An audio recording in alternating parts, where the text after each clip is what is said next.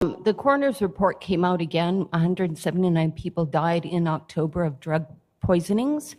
Looking at other numbers, BC Ambulance responded to 35,000 overdose calls last year.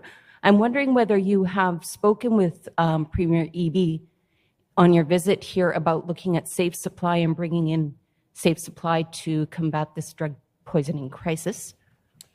Yes, I had a good conversation about it with the Premier just now, but we're also working very, very closely through our ministers and appropriate officials to continue to move forward to counter this horrific opioid epidemic and drug poisoning epidemic that is facing people not just in vulnerable communities, but in suburban and large and small cities across the province and across the country.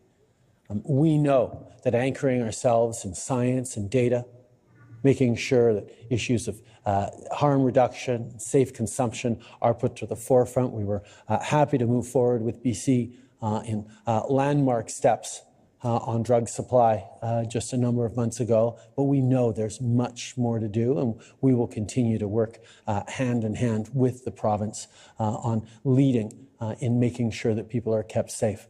We know, unfortunately, that conservative politicians continue to disregard science, disregard data in their approach on these, as unfortunately the Leader of the Opposition reminded us in an incredibly ignorant video just a few weeks ago.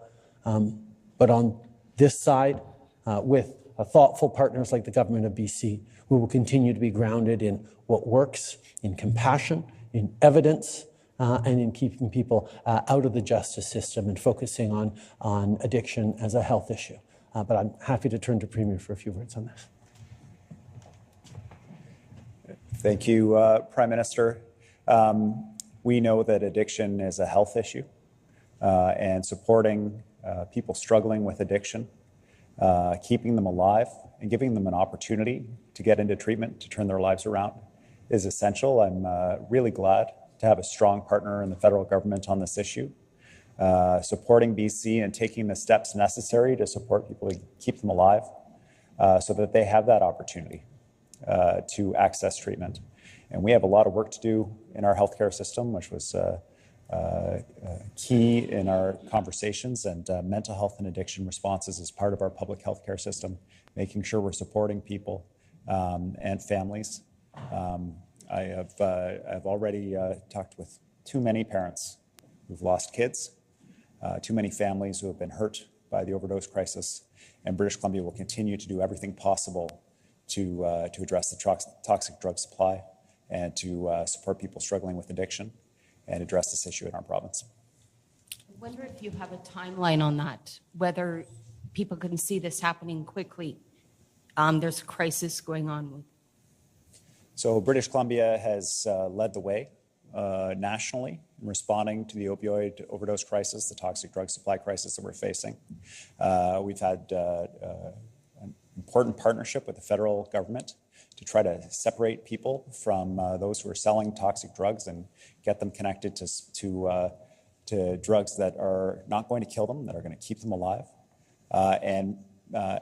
As part of my public safety announcement just a week and a half ago, talking about a new model of care with St. Paul's at Providence Healthcare, where people who show up in the emergency room recovering from an overdose can go immediately from the emergency room to detox to treatment. So when they have that moment of clarity, that we can grab them and support them in building a new life. This is what you'll see from our government: continued work on this essential and important issue, and acceleration of our work wherever possible to end the needless deaths that we're seeing.